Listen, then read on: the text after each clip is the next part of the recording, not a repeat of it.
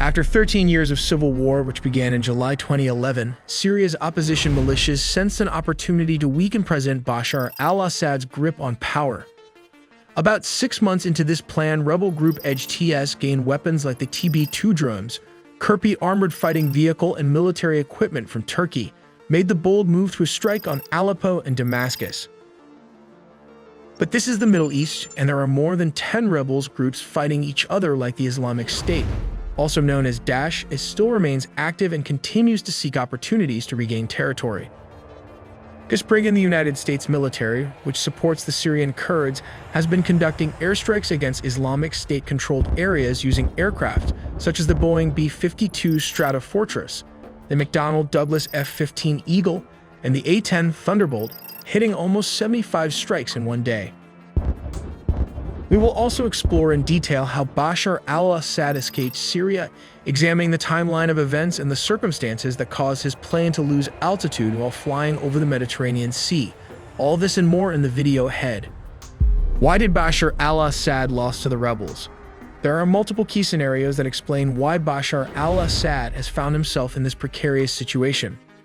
These scenarios involve his powerful allies Russia, Israel, Iran, and Hezbollah, and the complex dynamics that extend beyond Syria's borders. The role of international powers. From the beginning of the Syrian conflict, no group has operated in isolation. External and international powers have been deeply involved, providing military, financial, and logistical support. The airstrikes in Idlib, for instance, have primarily been carried out by Russian aircraft, including advanced models like the MiG-29 and Sukhoi jets. Russia, under Vladimir Putin, has been a longtime ally of Assad, offering critical air support and diplomatic backing. Similarly, Iran and its proxy group in Lebanon, Hezbollah, have played significant roles in bolstering Assad's forces. Hezbollah has supplied fighters and military resources for years, often turning the tide in key battles. However, Bashar al-Assad is now facing challenges even with these allies. In Scenario 1, Hezbollah, the most powerful non-state army, having just agreed to a fragile ceasefire with Israel after over a year of intense fighting, is grappling with a severely weakened military capacity. This ceasefire coincided with the HTS Hayat Tahrir al-Sham attack on Aleppo, leaving Hezbollah unable or unwilling to divert forces to assist Bashar al-Assad. Reports suggest that Hezbollah currently has no plans to redeploy fighters to Syria, signaling a significant reduction in its involvement. Let's take a look at Scenario 2 with Iran's divided attention. Iran, another critical ally, has also been stretched thin. While Iranian militias have crossed the border from Iraq to aid Assad, Iran itself is embroiled in its ongoing conflict with Israel. This distraction limits the extent of support Iran can provide, leaving Assad with fewer reliable options. And finally, Russia's reduced engagement. Perhaps the most notable shift has come from Russia. During the peak of the Syrian war, Russian air power was instrumental in securing Bashar al-Assad's victories against rebel forces. This support not only cemented Assad's position, but also granted Moscow strategic influence in the Middle East, including air bases and its only naval port in the Mediterranean.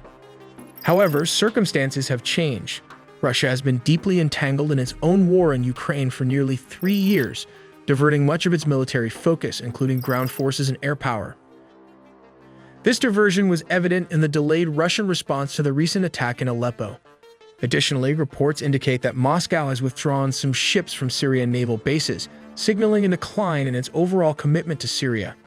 The failure of these scenarios led to this diminished support has left Assad vulnerable, creating an opportunity for groups like HTS to gain ground. HTS has made rapid and dramatic advances, even surprising themselves with their success.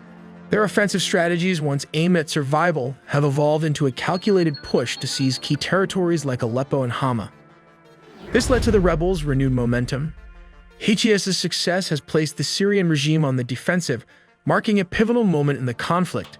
The capture of Hama is particularly significant. It is the first time the city has fallen out of government control since the war began in 2011. This development poses an existential threat to Assad's regime, underscoring its fragility in the face of diminishing external support. Turkey's calculations. Adding another layer of complexity is Turkey, under President Recep Tayyip Erdogan. Turkey's involvement in Syria has evolved, with Erdogan strategically leveraging the fighting to advance his country's interests. Finally, the Syrian Kurds, who control a significant portion of Syrian territory, along with support from the United States military, have made it nearly impossible for Syrian government forces to breach their defensive lines. With limited support from his traditional allies and mounting pressure from opposition forces, Bashar al-Assad's regime is navigating uncharted territory. The next phase of the conflict will likely be determined as much by dynamics within Syria as by developments in the broader region. Let's analyze our data to determine whether Bashar al-Assad's plane crashed or not. On Sunday, the 8th of November 2024, Bashar al-Assad departed on a Syrian Air Ilyushin 76T cargo plane, a Russian-made aircraft, which took off from Damascus airport at 3:59 local time, 1:59 GMT, with an undisclosed destination. Two unnamed senior Syrian army officers stated that Bashar al-Assad had boarded the plane early on Sunday at Damascus airport. Initially, the aircraft flew towards the Mediterranean coast, a region considered a stronghold of Bashar al-Assad's Alawite sect. This area is also home to two significant Russian military bases, the Maimim Air Base and the naval base in Tartus. However, after flying over Homs, the plane abruptly changed course, making a U-turn and heading eastwards, while simultaneously losing altitude.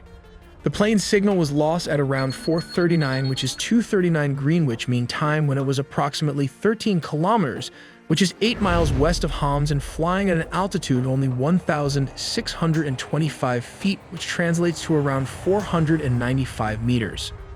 Why did the plane lose altitude? The aircraft was reportedly old, equipped with an outdated transponder, which may have resulted in incomplete or inaccurate data. Furthermore, it was flying in a region known for GPS jamming, which could have affected signal accuracy. Additionally, the flight tracker was unaware of any nearby airports at the location where the signal was lost. Despite this, Bashar al-Assad's plane safely landed in Russia, putting an end to rumors and conspiracy theories about a possible crash. To simplify this complicated civil war, let's draw a line and divide each side. On one side, Iran, Russia, and Hezbollah support the Bashar al-Assad regime.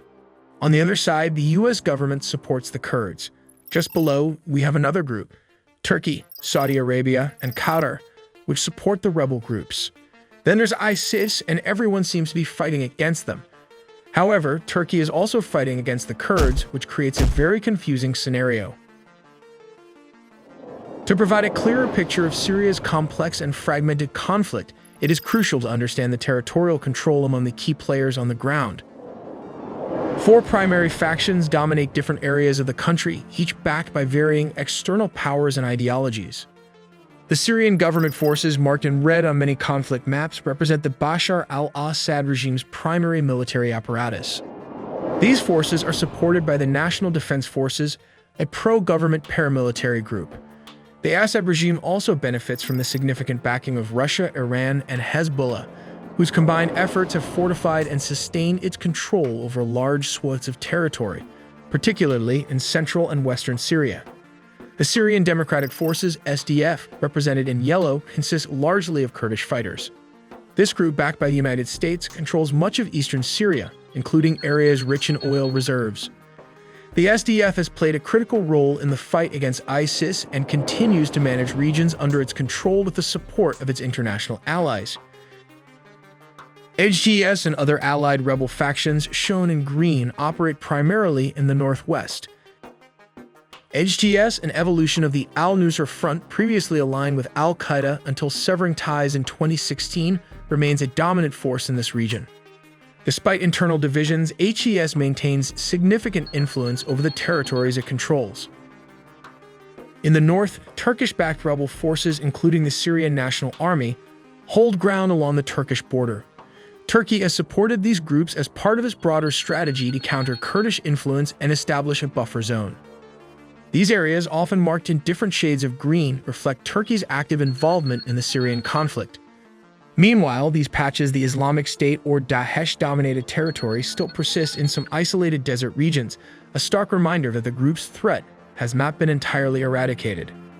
Finally, in the south, additional rebel groups maintain a presence, and the Golan Heights adds a further layer of complexity. Israel claims sovereignty over this territory, citing its capture during the 1967 Six-Day War, while Arab nations and the broader international community often regard it as occupied territory. Understanding these dynamics is key to grasping the intricacies of Syria's civil war.